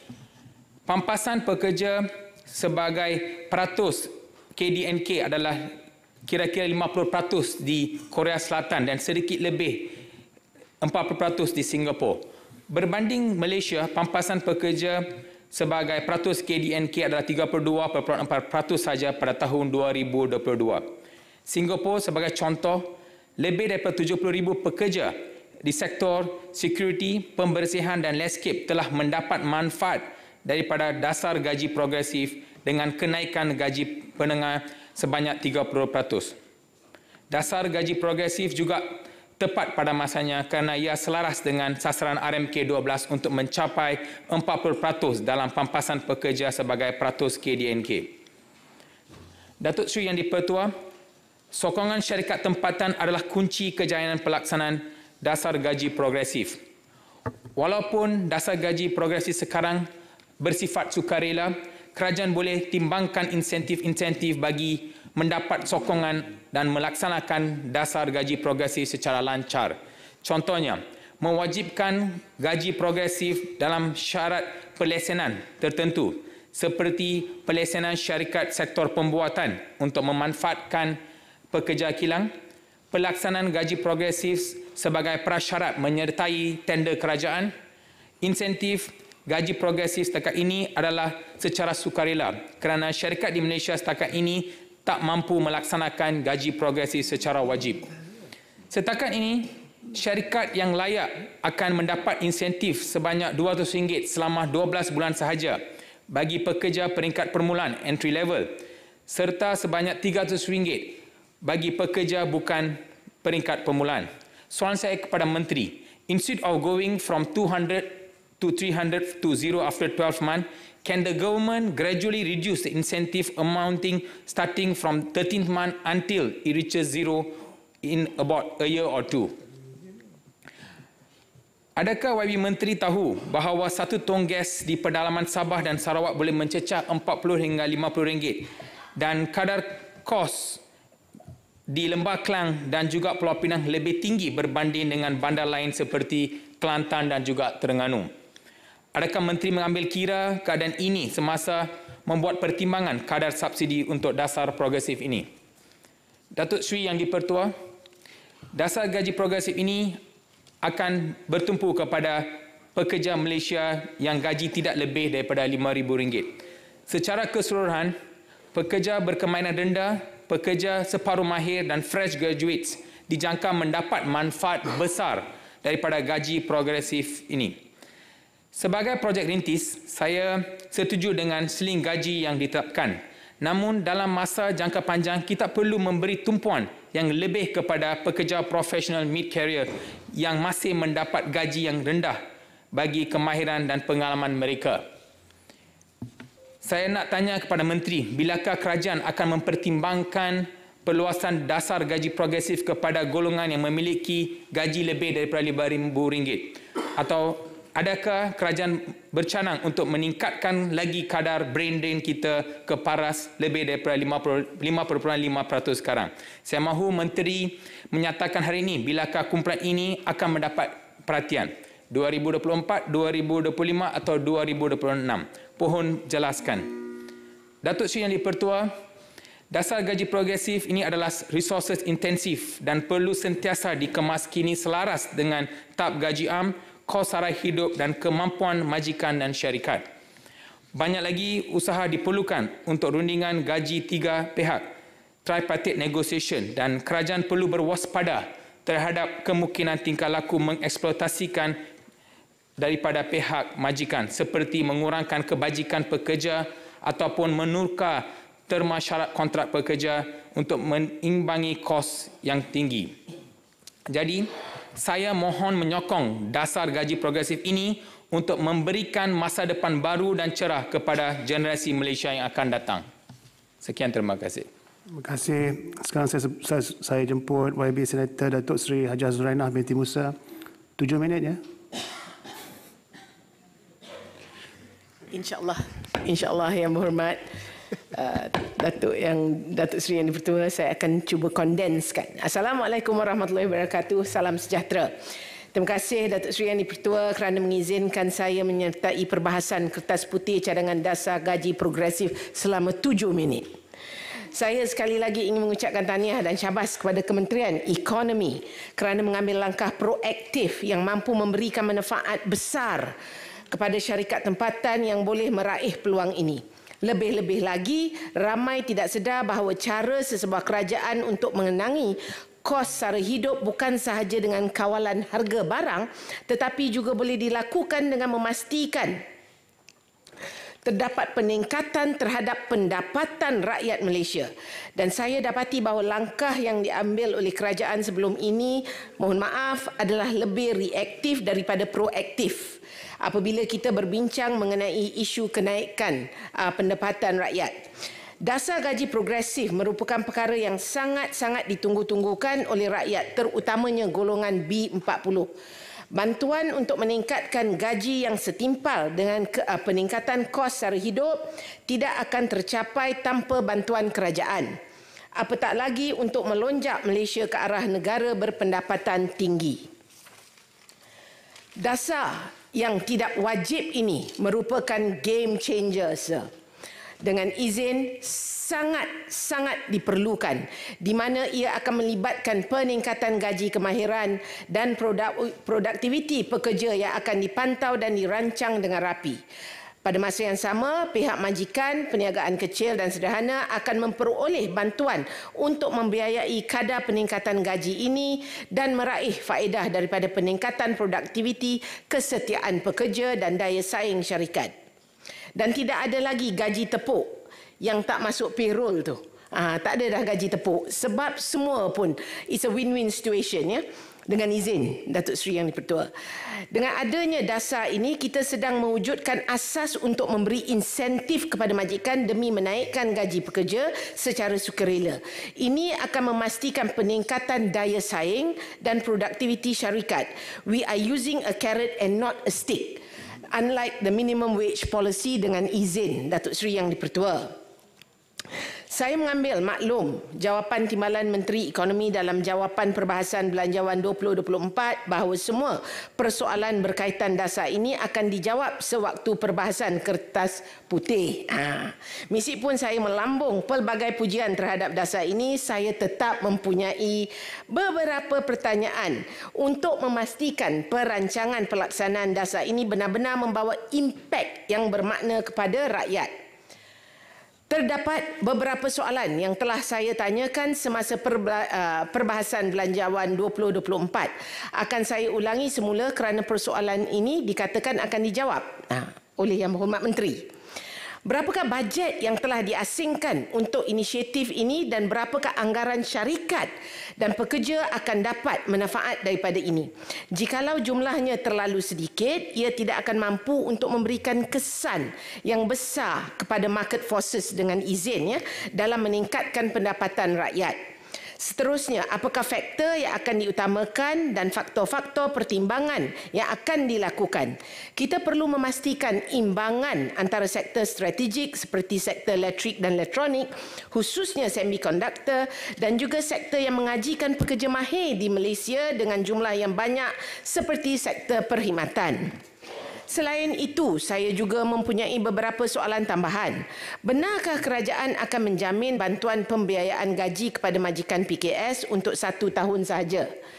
Manakala untuk tahun berikutnya tertakluk kepada budi bicara pihak kerajaan dan posisi fiskal kerajaan. Apa yang YB Lingish mohon untuk mengurangkan sedikit bantuan tetapi memanjangkan masa. Betul lah YB? Betul Tetapi saya pula nak memohon, bolehkah kerajaan mempertimbangkan bantuan pembiayaan gaji kepada majikan PKS ni sekurang-kurangnya 2 hingga 3 tahun. Saya khawatir banyak syarikat PKS tidak akan berminat untuk melibatkan diri dalam dasar ini jikalau tiada jaminan. Gaji bila dah dinaikkan hampir mustahil untuk diturunkan. Ini adalah dasar yang baru dan we need the buy-in dengan izin Adakah pihak kementerian akan melibatkan sektor swasta dan institusi penyelidikan dalam jawatan kuasa kerja pelaksanaan dasar gaji progresif ini? Selain itu, saya ingin sekali lagi menyuarakan cadangan saya untuk beberapa langkah tambahan yang boleh dipertimbangkan oleh pihak kementerian. 1. Pengenalan mekanisme pendedahan nisbah gaji ketua pegawai eksekutif. Separate issue dengan izin. CEO pay ratio disclosure dengan izin berbanding gaji median pekerja mereka dalam laporan tahunan bagi syarikat tersenarai awam. Kedua, pengenalan undang-undang gaji transparansi, salary transparency law dengan izin di Malaysia. Kedua-dua cadangan ini akan memperkasakan para pekerja supaya lebih memilih dan berunding secara adil berkaitan gaji mereka tanpa memerlukan penglibatan kerajaan. Datuk Seri Yang di-Pertua, sampai sini sahaja perbahasan saya. Saya berharap persoalan saya sedikit sebanyak dapat membuka ruang untuk Kementerian Ekonomi memperjelaskan dasar ini untuk mencapai kejayaan bersama bagi memanfaatkan rakyat. Niat mulia YB Menteri dan Kementerian Ekonomi dalam membantu untuk meningkatkan gaji rakyat harus disanjung dan direalisasikan. Kita perlu memastikan kekayaan ekonomi dikongsi bersama sambil memastikan rakyat juga dapat menikmati gaji yang setimpal dan wajar demi kelangsungan hidup yang sejajar dengan gaji yang amat bermaruah. Dengan itu saya amat menyokong usul kertas putih ini. Sekian, terima kasih. Assalamualaikum warahmatullahi wabarakatuh. Terima kasih Datuk Zuraina. Oh, ada masa lagi. Sekarang saya jemput YB Senator Dr. Hajah Wan Martina binti Wan Yusof. Bismillahirrahmanirrahim. Assalamualaikum warahmatullahi wabarakatuh. Terima kasih Datuk Yang di-Pertua. Menurut laporan Forum Ekonomi Dunia The Future of Jobs Report 2023 dengan izin yang menghimpunkan 803 syarikat global yang secara kolektif menggaji lebih 11.3 juta pekerja merentas industri dan bidang sektor, hampir 1/4 ataupun 23% daripada pekerjaan dijangka mengalami perubahan dalam tempoh 5 tahun akan datang. Dengan kewujudan lebih 69 juta pekerjaan baru, sementara 83 juta lagi akan disingkir dari kalangan 673 juta pekerjaan. Dalam hal ini, jurang kemahiran dan ketidakupayaan untuk menarik tenaga kerja turut dikenal pasti sebagai antara cabaran transformasi, sekaligus menekankan keperluan untuk mempergiatkan latihan dan kemahiran semula merentas industri. Laporan tersebut mendapati 6 daripada 10 pekerja memerlukan latihan sebelum 2027. Namun hanya separuh daripada pekerja dilihat mempunyai akses kepada peluang latihan yang mencukupi, dan secara puratanya 44% daripada kemahiran pekerja individu yang sedia ada perlu dikemaskini.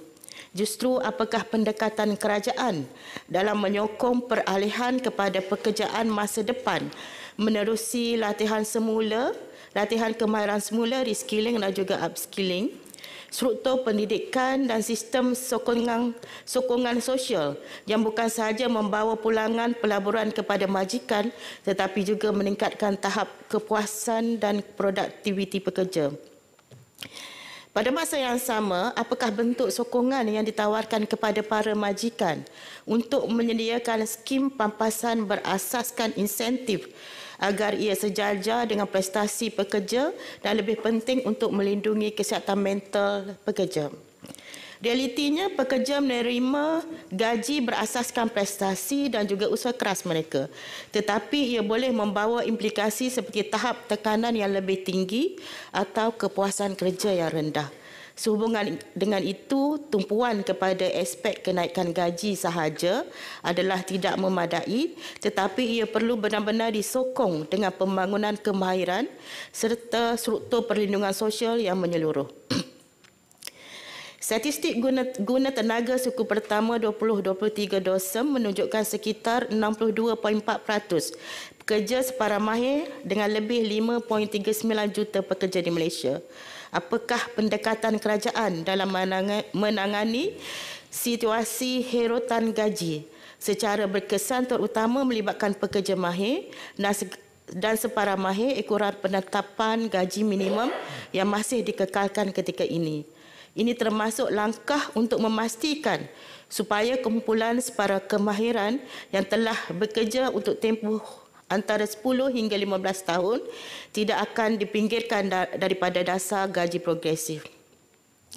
Hampir 97% perniagaan berdaftar di Malaysia adalah perusahaan mikro, kecil dan sederhana (PMKS) yang menyumbang 48% daripada jumlah guna tenaga pada 2022.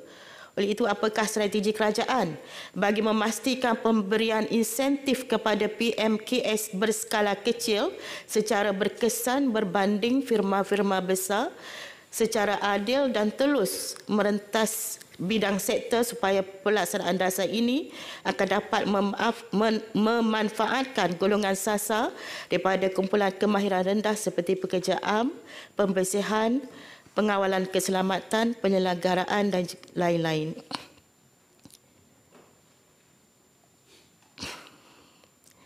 Data kajian pengesanan graduan KPT mendapati seramai 29,000 graduan masih belum mendapat pekerjaan selepas 6 bulan menamatkan pengajian pada 2022.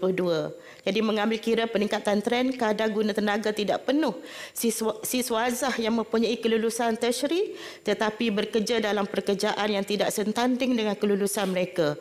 Apakah langkah yang diambil untuk memastikan isu pekerjaan di bawah kelayakan pendidikan ataupun underemployment dengan izin, terutama dalam kalangan generasi muda dapat ditangani secara berkesan sekaligus meningkatkan pencapaian tahap guna tenaga penuh.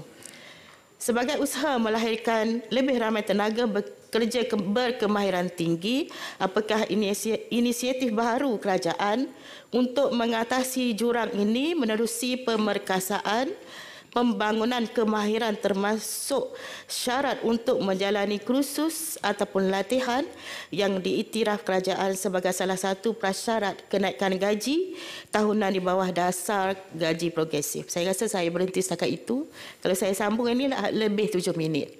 Terima kasih Yang Berhormat Datuk Yang Di-Pertua. Saya mohon menyokong. Sekian, terima kasih. Terima kasih atas kerjasama YB. Sekarang saya jemput YB Senator Tan Sri Datuk Lau Kian Chuan.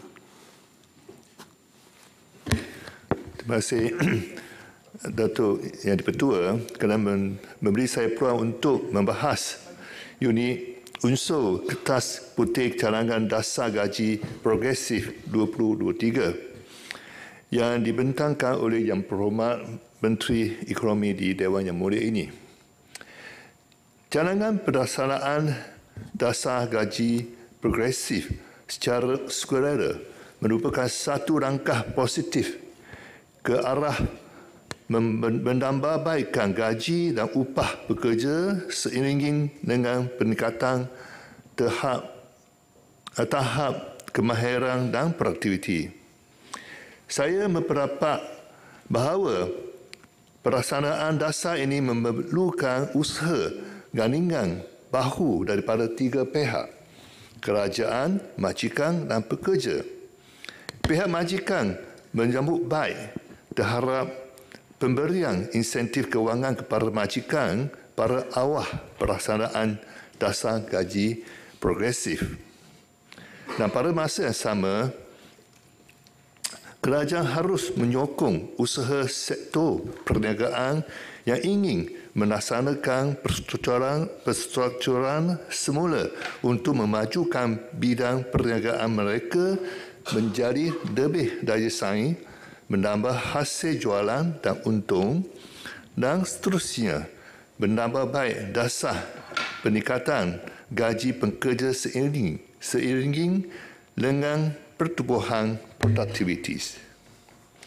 Datuk Yang Di-Pertua, saya ingin membangkitkan beberapa persoalan seperti berikut. Pertamanya, berapa lamakah pemberian insentif kewangan kepada pihak majikan bagi pelaksanaan dasar gaji progresif selepas pelaksanaan fasa perintis? Saya berpendapat bahawa sekurang-kurangnya 2 tahun untuk menilai keberkesanaan dasar ini. Pemberian insentif kewangan boleh bantu meringankan beban kos operasi majikan perusahaan kecil dan sederhana PKS. Kajian awal soal sendidik yang dijalankan oleh Gabungan Perdewan Perniagaan dan Penulisan Cina Malaysia iaitu ACCCIM mendapati sebanyak 63.4% daripada majikan menyatakan kebimbangan kenaikan kos operasi berikutan pelaksanaan dasar gaji progresif. Tapi saya yakin perbimbangan ini tidak ditimbulkan selepas penjelasan oleh Yang Berhormat Menteri. Ini awal survey we made earlier. Kedua, adakah dasar DGP meliputi ke semua sektor industri? Adakah penentuan gaji pemudaan, grade pekerjaan dan kenaikan gaji tahunan akan mengikut negeri dan wilayah? Sebagai contoh, dua perangkat faksyen mempunyai tahap kemahiran dan produktiviti yang lebih kurang sama. Masing-masing pekerja di contohlah Kelantan atau Terengganu dan di Kuala Lumpur menerima gaji yang berbeza setelah diambil kira kos sara hidup dan lain-lain faktor. Persoalannya, adakah dasar ini akan melihat aspek ini? Ketiga, bagaimanakah kerajaan memastikan pihak majikan menggunakan pengukuran produktiviti dalam menilai aspek kualitatif prestasi pekerja selain dari aspek kuantitatif? Pada pendapat saya, pengenalan khusus latihan bagi pekerja mestilah mendekan aspek kemahiran insaniah, iaitu soft skill dengan izinnya. Datuk Yang Dipertua, saya menyokong unsur cadangan dasar gaji progresif dalam menambahbaikkan gaji pekerja yang berkemahiran rendah dan mencapai penggagihan pendapatan yang seimbang dan pun. Yang paling pentingnya, pihak majikan dan pekerja mestilah mencapai sepakat dalam memastikan pelaksanaan dasar gaji progresif yang berkesan. Sekian, terima kasih. Terima kasih Bapa Tan Sri. Sekarang saya jemput Bapa Senator Datuk Sifaraj Anak Lelaki Chandran. Terima kasih Datuk Yang Dipertua. Terlebih dahulu saya ingin mengucapkan tahniah kepada Yang Berhormat Menteri Ekonomi di atas pembentangan kertas putih cadangan dasar gaji progresif dalam tempoh 1 tahun pentadbiran Kerajaan Perpaduan. Pembentangan ini jelas mencerminkan komitmen daripada kerajaan untuk terus memperkasakan taraf kehidupan rakyat di negara kita melalui sistem pengajian yang lebih adil dan saksama, selaras dengan peningkatan taraf kelayakan dan kemahiran rakyat.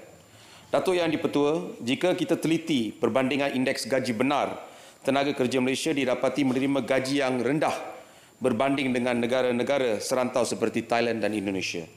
Kadar pertumbuhan gaji benar bagi tahun 2021 hingga 2022 untuk Thailand adalah sebanyak 3%. Manakala di Indonesia pula ialah sebanyak 2.6%, 2.6%. Malangnya, kadar pertumbuhan ini di Malaysia adalah hanya sebanyak 1.8%. Perkara ini selaras dengan trend peningkatan gaji yang perlahan. Menurut laporan gaji dan upah yang dikeluarkan oleh Jabatan Statistik, gaji penengah di Malaysia pada tahun 2022 adalah sebanyak RM2,424 sebulan.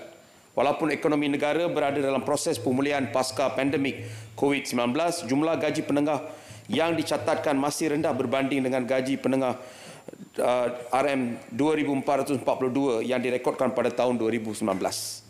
Malah kadar pertumbuhan purata gaji penengah bulanan dari tahun 2011 sehingga 2022 hanyalah sebanyak 4.1% setahun. Biarpun begitu, pelaksanaan dasar gaji minima sebelum ini telah berjaya meningkatkan kadar gaji pekerja, terutamanya daripada kumpulan yang berkemahiran rendah. Namun jurang gaji di antara kumpulan pekerja ini dan kumpulan pekerja separuh mahir pula didapati telah meningkat. Hal ini kerana peningkatan yang berlaku dalam gaji pekerja berkemahiran rendah adalah sangat sedikit berbanding dengan peningkatan dalam gaji pekerja daripada kumpulan separuh mahir. Sebagai contoh, gaji pokok seorang tukang bersih hanya naik dari mungkin 1,200 ke 1,500, manakala gaji pokok seorang pekerja admin pula naik daripada 1,800 hingga 2,400. Ini contoh yang sebahagian besar daripada kita dapat lihat dalam kehidupan seharian kita di luar sana.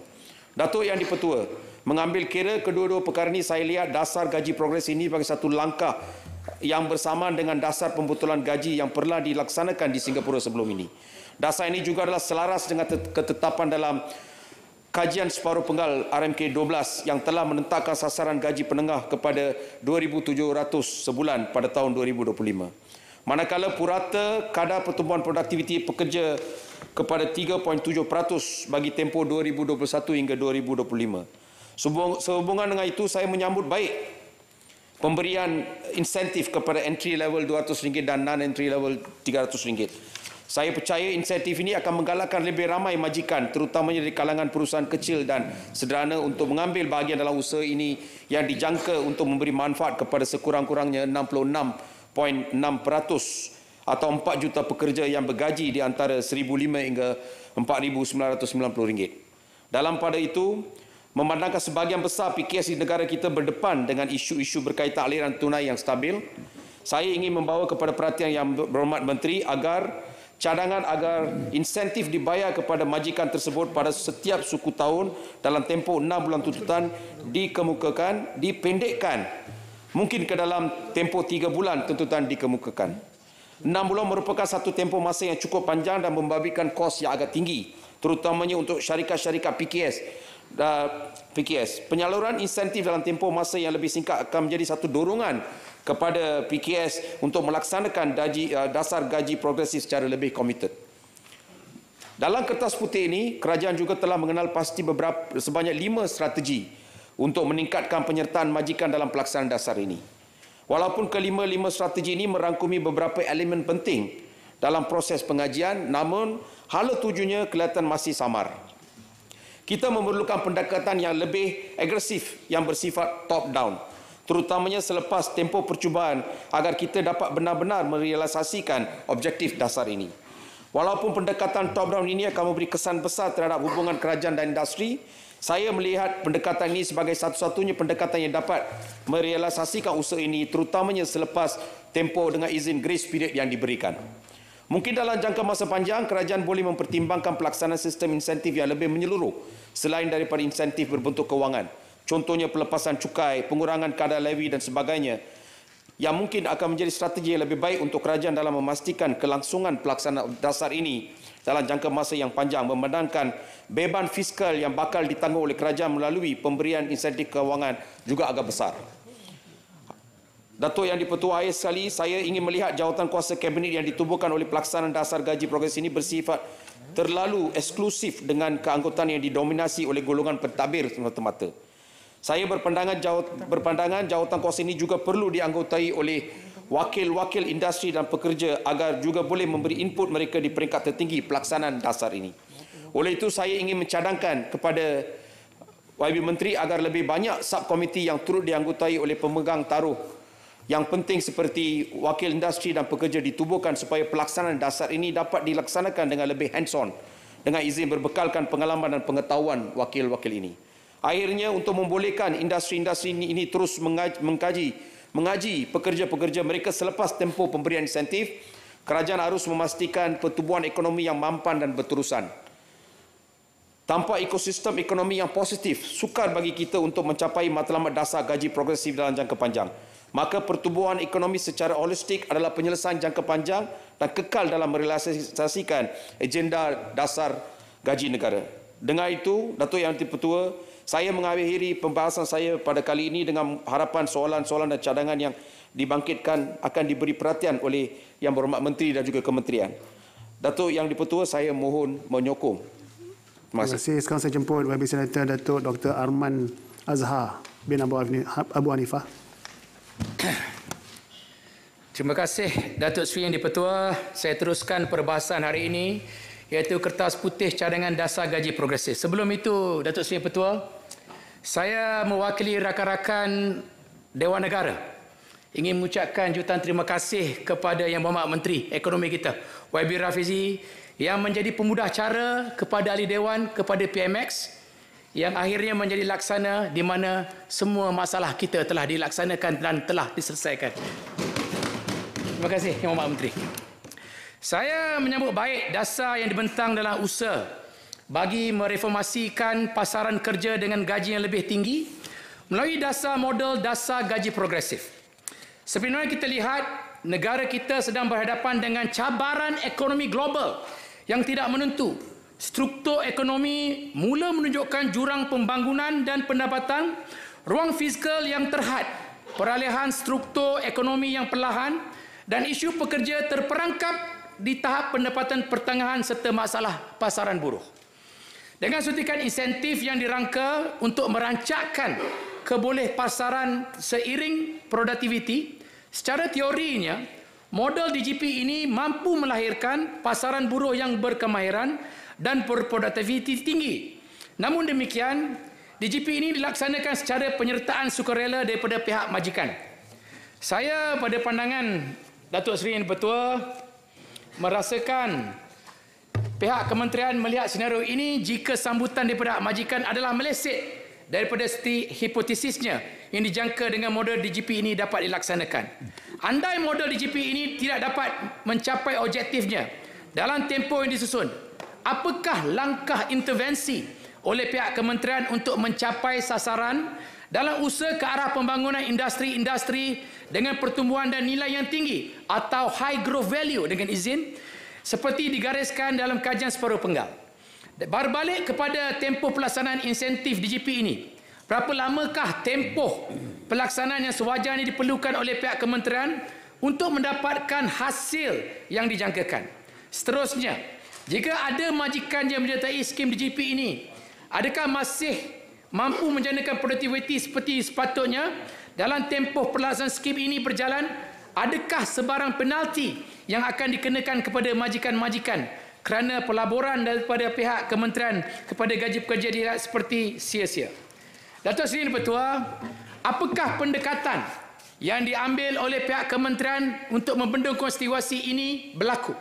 Bagaimana pula jika pihak majikan yang mengambil kesempatan yang menyeleweng atas insentif yang cukup baik daripada kerajaan perpaduan ini dalam sepanjang tempoh skim ini berjalan?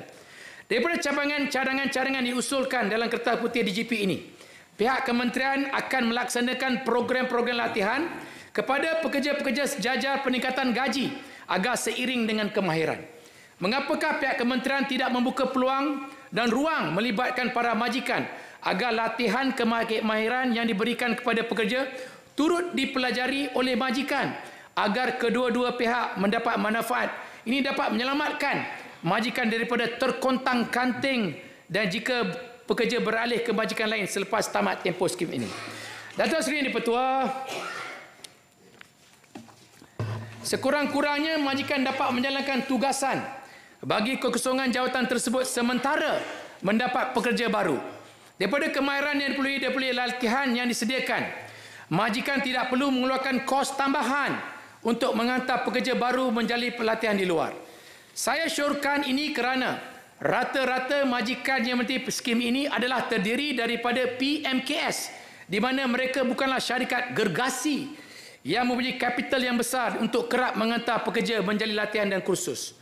Rancangan kerajaan membangunkan zon ekonomi khas di antara Singapura dan Malaysia untuk bertujuan mewujudkan peluang pekerjaan bernilai tinggi untuk manfaat kepada rakyat Malaysia adalah satu usaha yang patut kita sokong. Bayaran gaji dalam mata wang dolar Singapura juga mampu merancakkan sektor ekonomi domestik dan kuasa membeli yang tinggi. Pengaliran wang masuk ke dalam negara juga akan meningkatkan dan membantu industri PKNS setempat. Wajar bagaimanapun, pada sisi lain, ramai pekerja profesional mungkin akan berhijrah ke negara luar